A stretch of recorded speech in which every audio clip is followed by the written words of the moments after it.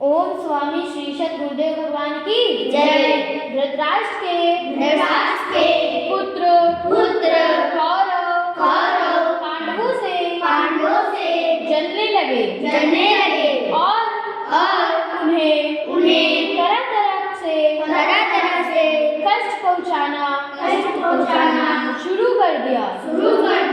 उन्होंने भीम को जहर दिया। लक्षाग्रह का निर्माण कराकर उसमें कुंती सहित पांचों पांडवों को जलाने का उपाय भी किया। बैर भाव बढ़ता गया। अंत में पितामह भीष्म के समझाने पर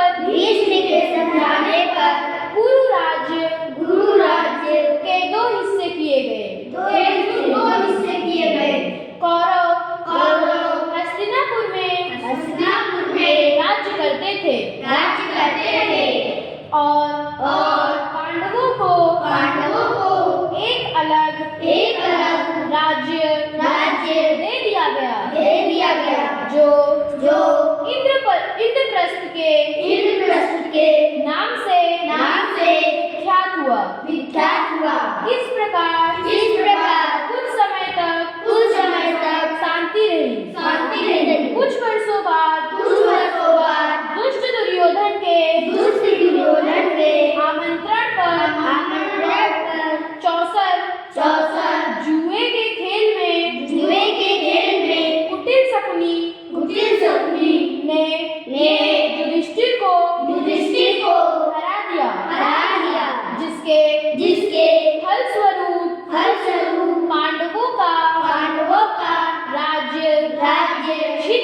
छिन गया और उन्हें 12 वर्ष का वनवास और 1 वर्ष का अज्ञातवास भोगना पड़ा। सारी शर्तें पूरी कर वनवास से लौटने पर भी लालची दुर्योधन ने राज्य वापस करने से इनकार कर दिया। पांडवों के वनवास के दौरान वह चतुरंगिणी सेना के सभी चार विभाग हाथी घुड़सवार फौज रथ सेना और पैदल सेना इकट्ठी कर मदान हो गया। अंतिम प्रयास हेतु जोगेश्वर श्री कृष्ण शांति दूत के रूप में महाराजा धृतराष्ट्र से मिले। लेकिन मदांत दुर्योधन ने सुई की नोक बराबर भूमि भी देने से इनकार कर दिया। अंत में युद्ध हुआ। युद्ध में दुर्योधन सहित सारे कौरव मारे गए और पांडवों की विजय हुई।